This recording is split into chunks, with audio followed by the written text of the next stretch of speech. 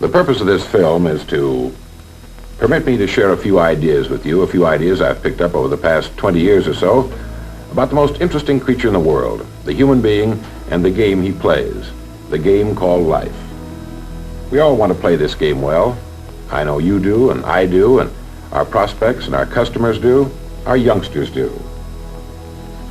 It's possible to play this game in such a fashion that we can go all through life going from one success to another, knowing the joy that comes from accomplishment, getting the things we want for ourselves and our families, if we learn just a few rules about this game.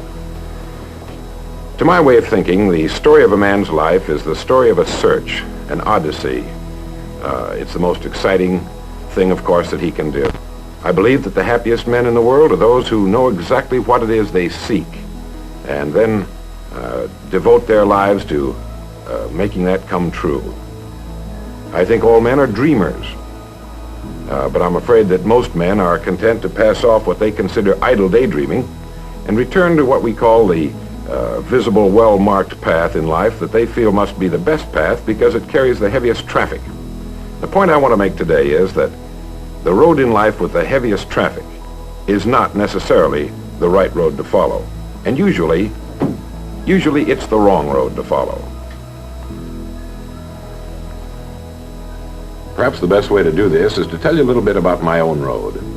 I spent more than 17 years looking for something that had been published in more than 50 million books, something that was older than the pyramids. It all started for me back in 1933, during the last Great Depression. As a boy of 12, I couldn't justify what I saw around me with what I'd been told. I had always been told that man was God's noblest creature and that he had dominion over the earth and all its creatures.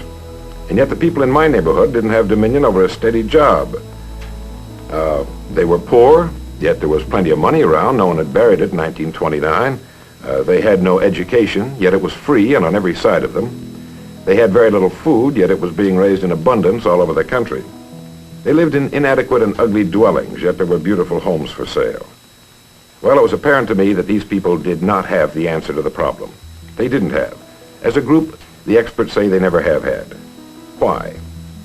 I used to ask them, why are we caught in this depression, this fix we're in? It's a very human thing.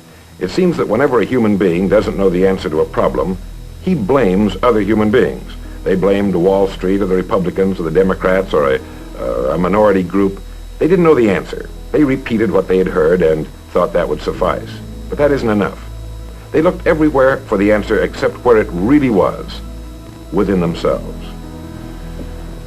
What I wanted to know was what separates the haves from the have-nots. I don't mean that strictly in a financial sense. I mean in every possible way. But one night on the beach, I got an idea that has made my life exciting ever since. I decided that I'd find out what the secret to achievement was. I reasoned, as a boy will, that someone must have figured this thing out, and if he had, he'd have written a book for other people to read. So I decided I'd take out a library card and just read right on through until I found the answer. But there was one thing that worried me a great deal. If the answer to achievement were known, why didn't everybody know about it, like the internal combustion engine or the airplane? Well, that bothered me, and it's bothered a great many people ever since. The answer's been given in our universities and from our pulpits, but it was given in a very dramatic fashion not too long ago. I think the answer was best given a few years ago when a reporter was interviewing a very great man in London. He was the Nobel Prize-winning Albert Schweitzer. The reporter asked the great man, "Doctor, what's wrong with today?" The doctor thought for a moment, and then he replied, "Men don't think." And he was right. That's the problem today. That was the problem 400 years before Christ. It may always be the problem. Why don't men think? And we know the answer appears again and again in the great books. Why doesn't everyone know about it? Because about 95 or more percent of the people never read the great books.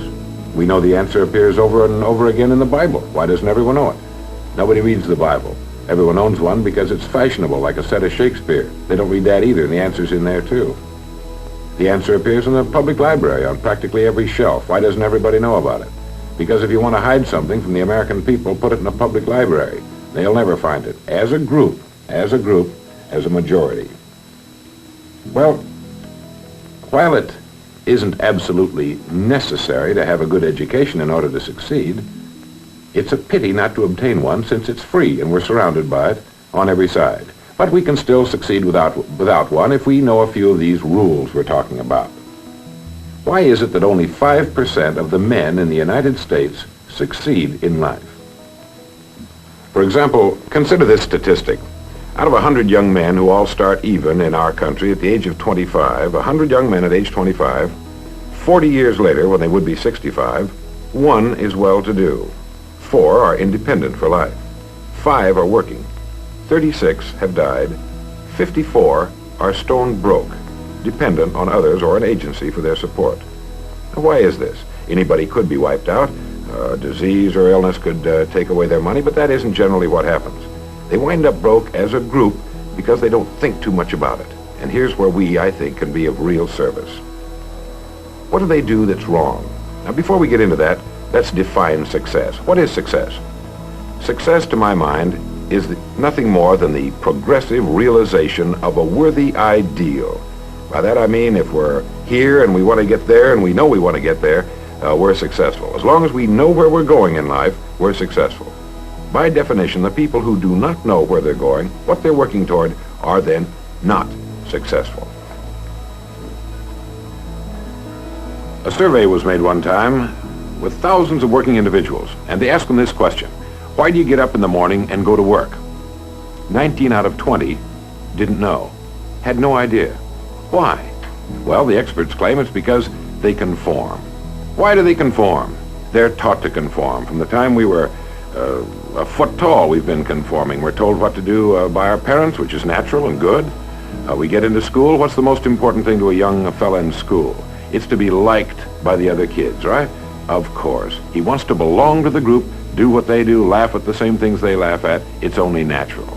All right, he gets out of school and he generally goes into service. Again, he must conform. In fact, in the military service, they carry conformity to an extent that would shatter the credulity of a low-grade gorilla. But it's the only way you can run a military service. We want them all shooting at the same people. This, again, is perfectly natural. But now we come to the tricky part. This young man is 25 years old. He's out of school, out of service. What does he do? Generally, he goes back to his hometown. That is, if he's single. If he's married, of course, he goes to his wife's hometown. Let's say he's still single. One day he's standing on a corner in his hometown, and a friend comes up and says, "Charlie, what are you doing?" He says, "Oh, nothing." He said, "Why don't you come down and go to work where I work? It's a good place, and they pay regularly." He says, "Okay, I will." He does, and spends the rest of his life there, and that's the end of him. 95% of all jobs are obtained by random application, which is just another way of saying that the average young man spends more time over the selection of a necktie than he does his life's career. But what happens after he gets on the job?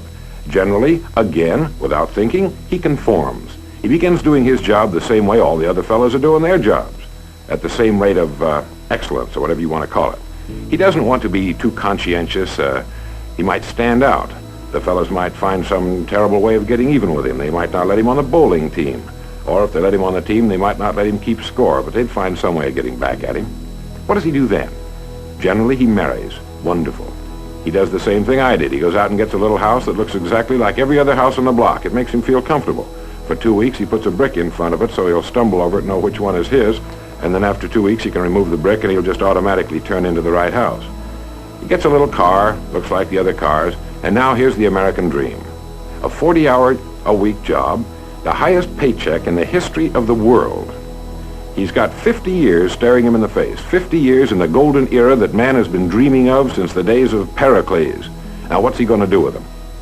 Well, he works 40 hours a week. This leaves him 72 hours a week when he's neither working nor sleeping. And what does he do with these 72 free hours a week? Almost twice the time he spends on the job earning a living for his family. Generally, he does the same thing with his 72 hours of free time a week that the other fellows are doing with theirs. He does nothing at all with them. On a typical day, he'll get through work and go home and walk in the back door and kiss his wife and say, "I'm tired." No one knows why. They believe that he says that because his grandfather said it back in the time when people really got tired, and it's just sort of been handed down from father to son until he still says it. He eats a very average meal and then usually hurries into the living room where he reaches out and turns on his escape box. The screen lights up and figures and horses and cowboys and things start moving around on there. And so for the next 4 or 5 hours, he becomes lost in a world that he must feel is superior to his own, or he wouldn't be so quick to jump into it, would he? For 4 or 5 hours, he sits there and watches other people earn excellent incomes in the pursuit of their careers, while he doesn't make a nickel and gets the only two things you can get from watching television: red eyes and a hollow head.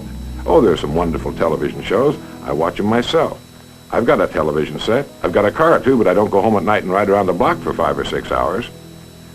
In fact, there's a geneticist who has said that in ages to come, if things go on the way they're going now, we'll no longer have 2 eyes like we have now. We'll only have one. It'll be up high on the forehead, and it'll be shaped like a television tube. It'll be up high because we'll no longer have any use for a brain at all. I've been watching my kids, and I think their eyes are kind of moving a little bit together. Well, enough of that. For 4 or 5 hours, he sits there watching television until his wife comes in, who is a little more practical than he is, and she taps him on the shoulder and says, "Charlie, it's time to go to bed." He says, "What?" "Oh." And then he reaches out and turns it off, and he knows how to do that. He just turns it off. And then he goes to bed, and the next day he starts this all over again. He does this for 40 years. At the end of that time, he's retired at 65, which always catches him by surprise, even though he knew it was coming for 40 years. And then he dies at 75 or 80 out of sheer boredom. Now, there's nothing wrong with this if we do it deliberately, if that's the way we've decided to spend our lives. But I think the pity comes when it isn't the way we decided to spend it. The pity comes when we're doing it by default, when we're living that way just because our next-door neighbor is. And I think it's time to do a little thinking about it. You see, I believe that everyone owes it to himself to become great at something. And since a man works 40 hours a week, about 50 weeks a year for 40 years, that's time enough to become great at anything. What can we learn from all this? 2 things, I believe. 1, if we're going to be individuals, we've got to be individuals. We have to have individual goals, individual thinking, and individual actions. Individual goals, thinking, and actions. And number 2, we must never conform to the great mass of people. We must love them. We must help them wherever we can, for our success will be determined by the amount of help we can give them.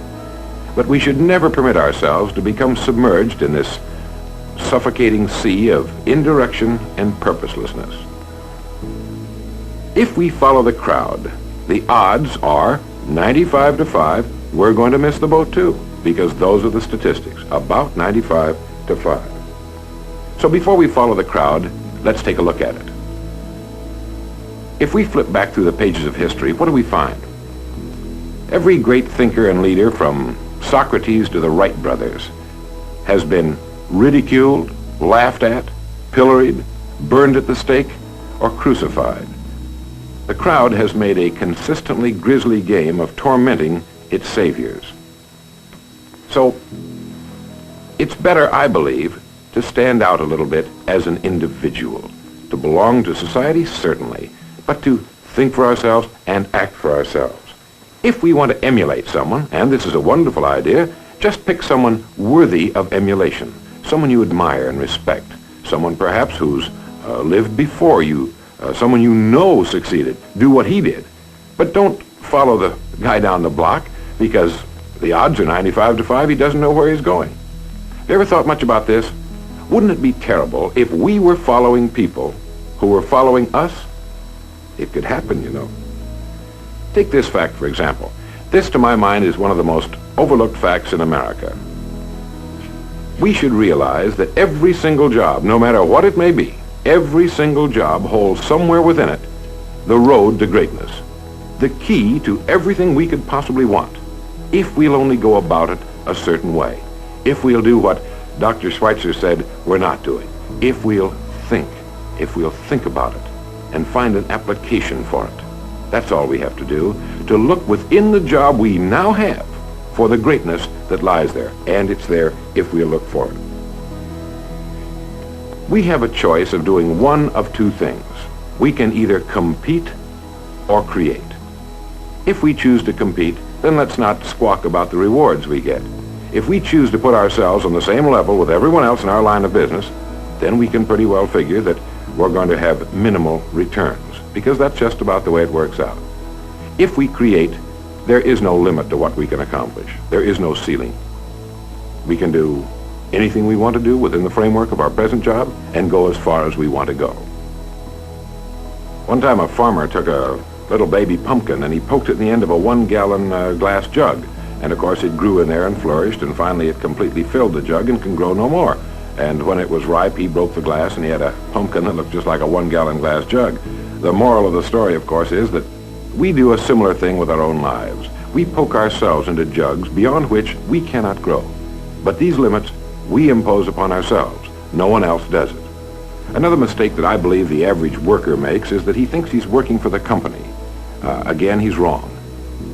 Each of us actually is only working for himself. A great Southern educator tells the story of a wealthy man who was going to go to Europe for several months, and he called a builder he knew over to him, and he said, here's some money, and I've bought this lot over here. I want you to build me a beautiful home on that property. And then he left.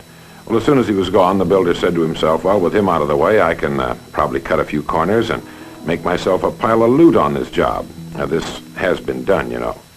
So he did that, and he built a rather shoddy house instead of the good house he should have built. And when the wealthy man came back, the builder handed him the keys and said, well, there's your house. How do you like it? And the wealthy man said, well, that's a beautiful home, but it's yours. I wanted you to build it for yourself and your wife and children. We're in the same boat. Every hour of the day, each of us is building his own house. And it will be strong or weak, beautiful or ugly, depending only on the methods of construction we use and the materials we put into it as individuals. No, each one of us is only working for himself, in the last and final analysis, certainly. Now we come to what I call the strangest secret. The reason it's so important that each one of us decide what it is we want to do with our lives, what our goal in life happens to be. You see, after these 17 years of research, I made, which to me was an amazing discovery. I wondered, why is it that people who know where they're going always get there? Like a ship at sea. In fact, that's a good analogy. You might get a picture in your mind of a ship in port, and let's say that its next port of call is Sydney, Australia. Now, how much of your money would you bet that it would not get to Sydney? Well, of course, you wouldn't bet anything that it won't get to Sydney, and the insurance companies will bet that it will. Why? Well, ships are pretty smart. They know that you can only sail to one port at a time, never two. If you ask the captain up on the bridge of that ship what his next port of call is, he'll immediately say, Sydney, Australia. Well, men should be the same way. You should be able to ask anybody what his next port of call is, and he should be able to tell you that also.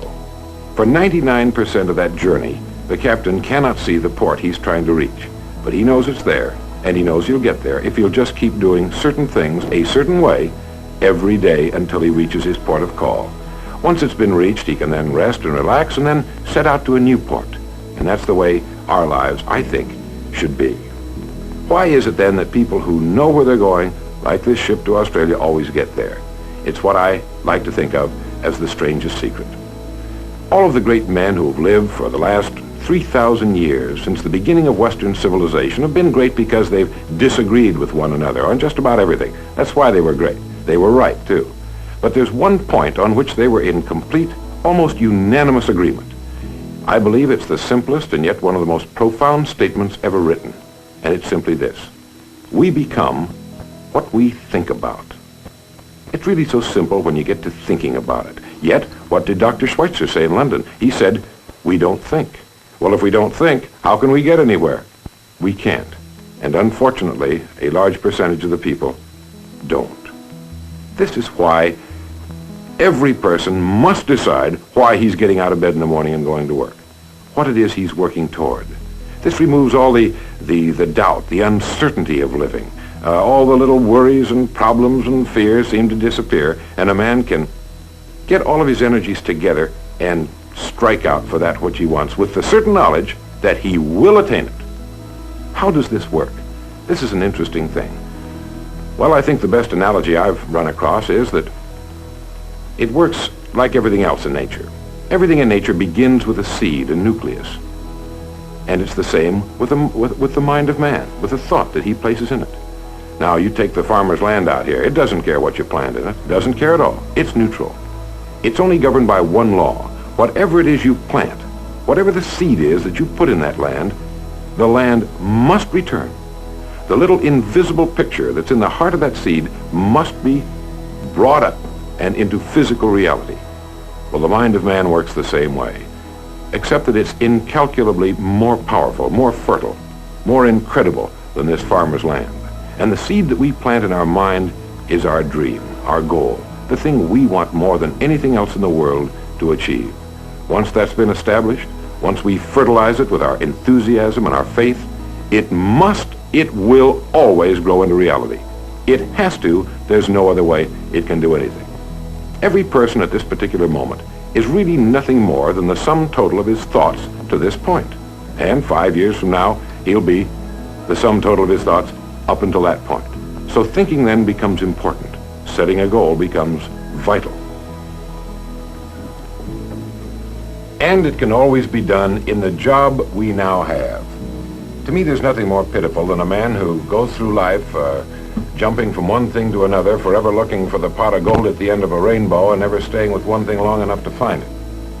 Let me give you a plan that I guarantee will bring you just about anything you want in the next 5 years if you can buy it with money. It's an interesting little plan, and it shows the power of the human mind. Start getting up an hour before the rest of the family does in the morning. Make yourself a nice fresh pot of coffee and sit down at the kitchen table or in your den with a clean sheet of paper and think of 20 ideas for improving what you now do for a living. Not some strange inventions or something, but 20 ideas on what you now do for a living. 97% of these ideas will be worthless. We know that. But some of them will be good. You'll be getting 100 ideas a week if you don't think on weekends. Now, what do you think the chances are of your getting the idea you've been looking for all the days of your life? The law of averages is on your side, and one idea can make you rich. You only need one. You only need one oil well or one gold mine, and it's available in what you're now doing. This applies to anyone. 20 ideas a day. Becoming great as a salesman is no different really than becoming great at anything else. If you walked into a doctor or a lawyer's office and he didn't have a big library full of books as reference material, you'd probably be a little suspicious of him, and rightly so. But the same thing applies to selling or any other field.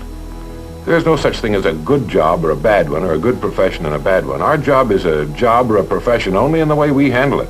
And a salesman needs just as many books as a doctor. He's got to know about the people that he wants to sell.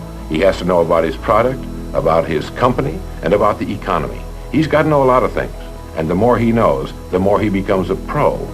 The more he becomes a professional who's completely removed from economic cycles, ups and downs in our economy. This is the man who can write his own ticket, regardless of economic conditions in the country.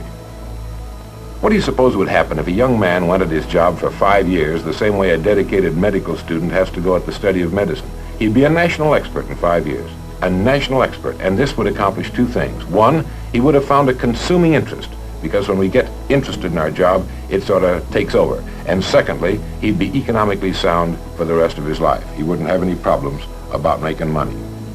We hear a lot about security these days, this security business. And I think most people have got it backwards.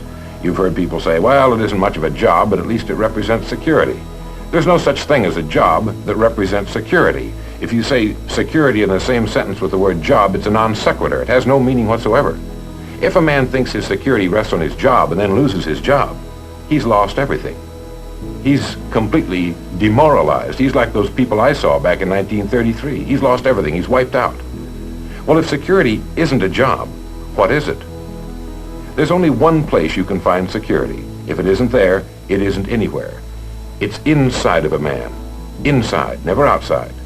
If a man has security inside where it belongs, you know it.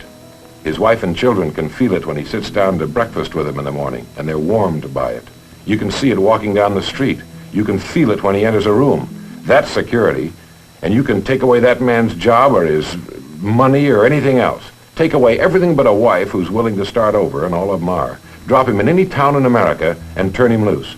And you'll go back in a year and find him doing just as well as he was when you found him. You can't keep a good man down. Like cream on milk, you can shake it all day, but the minute you sit it down for a minute, it's going to bounce to the top again. That's security. And it comes from one place. Doing what we do for a living surpassingly well.